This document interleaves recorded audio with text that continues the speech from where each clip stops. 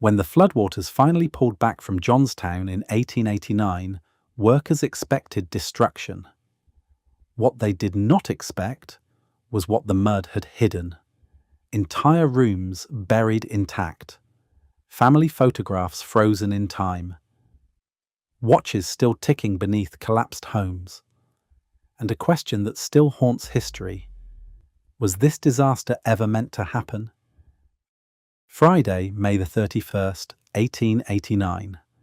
The morning arrived heavy with rain, as it had for days, the kind of soaking that seeps into everything: soil, brick, and bone. In Johnstown, the streets glistened beneath a low sky, the air thick with the scent of wet earth and coal smoke. Children hurried to school under umbrellas, shopkeepers unlocked their doors, and the clatter of wagons echoed along muddy lanes. Above them, hidden by mist and forest, Lake Connemore pressed against its earthen dam, swollen by relentless storms. The reservoir hung over the valley like a silent threat, its surface rising inch by inch, held back by a wall of earth first built before the Civil War. The people of Johnstown lived in the dam's shadow, but routine dulled the sense of danger. Floods had come before, but always the town dried out and life resumed. This morning felt no different, except for the rain, heavier than memory, and the river running high and brown beneath the bridges. Few paused to wonder how much water pressed against the South Fork Dam above, or how the narrow valley funneled every drop toward their homes. Life continued, ordinary and unaware, beneath a gathering risk that no one could see or measure. By noon, the rain showed no sign of letting up. The little Connemore River crept higher, licking at its banks. In kitchens and factories, people glanced at the windows, listening to the steady drum of water. No alarms, no warnings, just the uneasy feeling that the world had become a little heavier, and that something, somewhere above, was straining against its limits. Frank Klein stood at the edge of the South Fork Dam, rain stinging his face as he scanned the angry water piling against the earthwork. By 10 that morning, the lake had crept so high that only a narrow strip of the dam's crest separated millions of tons of water from the valley below. Klein was no engineer, just the caretaker, but he knew when a job was slipping beyond human hands. He called every able man he could find. Together they dragged branches, logs, and tangled brush from the spillway, their boots sinking deep into sodden ground, hands numb and raw. Each shovelful of debris seemed to make no difference. The water kept rising, brown and restless, licking closer to the top. The dam's margins had always been thin. Years before, the club that owned the lake had lowered the crest to make room for a carriage road. Pipes that once drained excess water had been ripped out and never replaced. The spillway, meant to be wide and clear, was now choked by fish screens and years of neglect. There was no safety valve, no room for error. Klein could see the numbers in his mind. A reservoir holding back 20 million tons of water, a freeboard whittled down to almost nothing. The men worked faster, shouting above the wind, but the mud underfoot told a different story. The dam was soft, patched in places with straw and clay, never meant to hold this much weight for this long. By noon, the surface of the lake nearly touched the lowered crest. The emergency crew was soaked, exhausted, and out of ideas. For every branch they cleared, more drifted in. The spillway still clogged, the water still climbing. Klein's orders grew shorter, his voice hoarse. It was a race now, but the finish line kept moving further away. The dam was failing faster than any crew could shovel. Somewhere beneath the roar of rain and the slap of shovels, an unspoken truth pressed in. Effort alone would not be enough. The wall of earth was all that stood between the valley and disaster, and it was losing the fight inch by inch. At 3:10 in the afternoon, the South Fork Dam broke apart with no warning, just a deep, cracking roar that rolled down the valley. 20 million tons of water, 4 billion gallons, burst through the gap in a single, unstoppable surge. The hillside that had held back the lake for decades simply disappeared, swallowed by the force it could no longer hold. What began as a trickle became a torrent, then a wall, rising 40 feet above the valley floor. The flood did not hesitate. It gathered speed, racing forward at 40 miles an hour, faster than a horse could run, faster than anyone could flee. Trees, boulders, and whole barns vanished into the churning mass. The wave carved its own channel, stripping earth down to the rock, uprooting everything in its path. The sound was not just water, but the grinding of stone and timber, the collapse of everything built by human hands. There was no time for warning, no time to escape. The flood moved with a kind of purpose, sweeping away rail lines, bridges, and the last shreds of safety. In its wake, the valley changed from a place of homes and streets to a corridor of destruction. The force that had been held back for years was unleashed in minutes, and nothing downstream would ever be the same. The moment the dam gave way, the fate of Johnstown was sealed beneath the weight of water, mud, and silence. At 4:07 p.m., Johnstown met the wave. There was no warning, no time to run. The wall of water, 40 feet high in places, struck with a force that few could comprehend. The sound was a deep, grinding roar, broken only by the crash of timber and the shriek of twisting metal. Houses vanished in seconds, torn from their foundations and carried off like driftwood. Brick walls crumbled, their fragments swept along with the current. Rail lines, once the arteries of industry, peeled from the ground, wrenched up and twisted into knots, then swept away in the torrent. The flood did not pause to choose its victims. Factories, churches, entire blocks of homes disappeared beneath the churning water and debris. Streets blurred into a single shifting river, the familiar grid erased in a matter of minutes. The Pennsylvania Railroad's proud locomotives, some weighing more than 100 tons, were tossed aside or buried under piles of lumber and iron. People who had stood in their doorways minutes before were swept away, their fates sealed by the speed and violence of the surge. In those first few moments, the town ceased to exist as a collection of neighborhoods and became something unrecognizable, a landscape of ruin, stripped of order and memory. The flood carried not only the bodies of the lost, but the evidence of ordinary life, photographs, wedding bands, letters and toys, all churned together in the muddy water.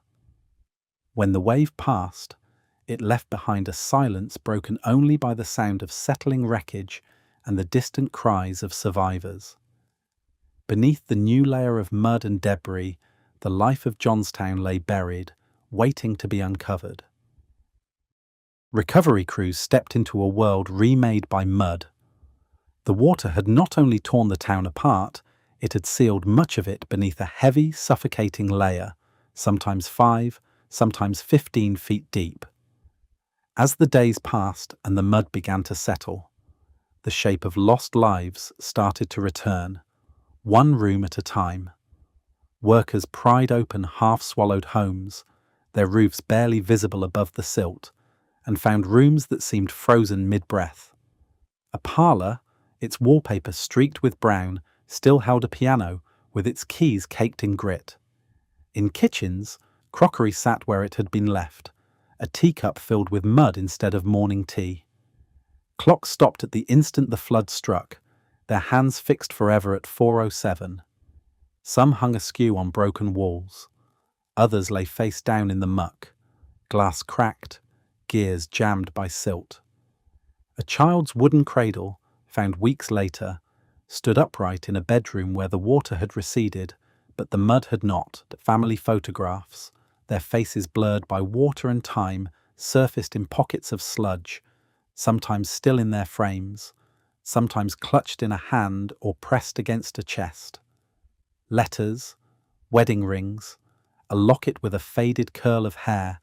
All these small tokens emerged from the earth, reminders of the ordinary hours that had ended in a single, violent moment. The effect was deeply unsettling. In some houses, the flood had torn away everything.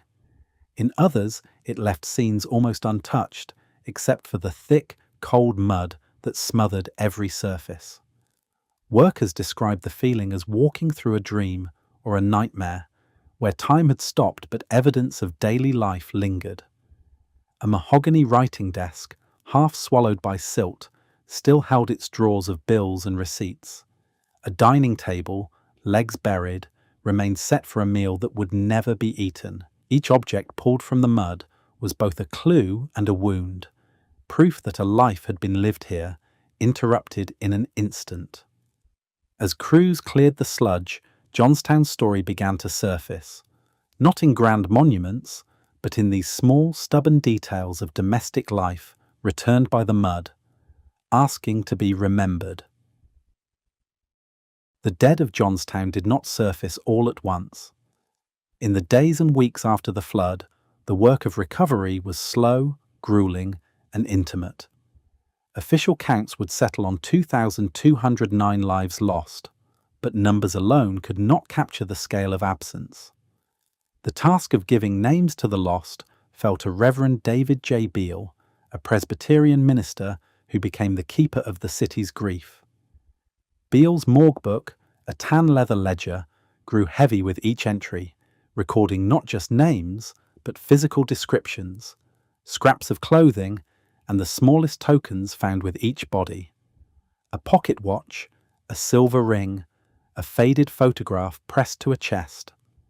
These details became the fragile bridge between the living and the dead. Many victims could not be identified at all. Families wandered the mudfields for days, searching for a familiar face, a wedding band, a child's shoe. Some found only fragments, others nothing at all. More than 750 of the dead would rest in the unknown plot at Grandview Cemetery, their names lost to the river and the mud. The process of recovery stretched on. Bodies surfaced weeks after the water had receded, unearthed by workers clearing debris or by the slow shifting of the earth itself. Each discovery brought another reckoning, another entry in Beale's book, another family called to the morgue schoolhouse to look for a sign. In this way, the tragedy became a record as much as a loss, a written account of lives interrupted, a tally of sorrow that endures in ink and memory. The names in Beale's book are more than statistics. They are the evidence of a community erased and then piece by piece remembered. Where the flood's fury met stone, the Pennsylvania Railroad's bridge became something monstrous. The arches built to tame the river caught the leading edge of the torrent and trapped it, including timber, whole houses, wagons, rail cars, and the bodies of those swept along. The bridge did not yield to the water, but it did not save the town. It became a dam of its own, forcing the flood to pile higher, pressing debris into a tangled barricade that stretched for hundreds of yards. In the hours that followed, the wreckage at the stone bridge grew into a mountain of ruin. Some who survived the first wave climbed onto the shifting pile, hoping for rescue. Others were already lost, hidden beneath beams and roof trusses, their stories sealed in the dark. Then, as dusk settled, fire broke out. Sparks, spilled oil, and hot coals from shattered locomotives turned the debris into a furnace. For 3 days and nights, flames devoured the wreckage, burning so hot that even the river's water could not quench it. The fire consumed everything, wood, iron, and flesh, while rescue workers stood helpless at the edges, unable to reach those trapped inside. Beyond the bridge, the town's streets vanished. Mud buried the familiar grid beneath layers 5, 10, even 15 feet deep. Survey crews arrived with maps and measuring chains, but found no sign of the old alignments, no curbs, no gutters, not even the memory of a road where Main Street had run. The town's order dissolved into a blank field of silt and broken timber. Workers wandered, guessing at where avenues and alleys had once crossed, forced to dig for any trace of what had been. Johnstown was not only destroyed, it was erased, its shape lost, its streets untraceable, its very bones hidden beneath the mud. High above the valley, past the fog and the rain-swollen trees, the South Fork Fishing and Hunting Club kept its own world. The dam and the lake behind it were theirs, private ground, reserved for men whose names carried weight in Pittsburgh and beyond. Andrew Carnegie and Henry Clay Frick were among the club's most visible members, their fortunes built on steel and coal, their leisure spent in the quiet of the mountain retreat. Membership cost more than most families earned in a year. The club's lodge and cottages, perched on the shore of Lake Conemaugh, stood apart from the working town below, a place where the rules of ordinary life did not seem to reach. The dam was their responsibility. Yet for years, warnings had echoed through the valley about the lowered crest, the missing pipes, the spillway choked with screens and brush. Club minutes recorded cost-saving decisions, repairs done with straw and mud, and a steady refusal to invest in the kind of maintenance that could withstand a true storm. When the rains came and the lake began to rise, there was no organized plan, no emergency drill, no system to warn the people living downstream. The club's comfort and privacy had come at a price, but it was the town below that paid it. After the flood, anger and suspicion travelled as quickly as the water had. The names Carnegie and Frick were spoken with bitterness in the muddy streets. Public voices asked how so much power could be held by so few, and how negligence at the top of the valley had become tragedy at the bottom. The flood was not only a story of nature unleashed, but of human decisions, made far from the mud, but felt most deeply within it. The coroner's jury gathered in the heat of July, surrounded by the smell of mud and the weight of loss. Their verdict landed with the force of a final blow. The South Fork Fishing and Hunting Club bore responsibility for the deaths and destruction in Johnstown. The words were plain: the dam was not built strong enough. It was not maintained as it should have been. Neglect, not just rain, had brought the flood, but the law drew a line that outrage could not cross. No criminal charges, no jail cells, no restitution came from the men whose decisions had weakened the dam. The club's defence, an act of God, a natural disaster, stood firm in court, even as the evidence of negligence lay everywhere, from the broken crest to the clogged spillway. The legal system, built to measure ordinary harm, found itself powerless before a disaster of this scale. The names on the club's membership rolls, Carnegie and Frick, remained untouched. Relief poured in from across the country: food, money, the comfort of strangers. But relief was not justice. The gap between the horror unearthed beneath the mud and the silence in the courts grew wider with each day. The people of Johnstown saw what the flood had uncovered: a disaster that could have been prevented, a tragedy made inevitable by the choices of those who would never answer for it. A century and a half later, the scars of Johnstown still run deep. 2,209 lives were erased in a single afternoon, families were shattered, and entire streets were wiped from the map. No one faced justice. Today, as aging dams and corporate shortcuts cast new shadows across the land, the question lingers in the silence. When disaster strikes, will we remember the price of negligence, or will we once again bury the truth beneath the mud?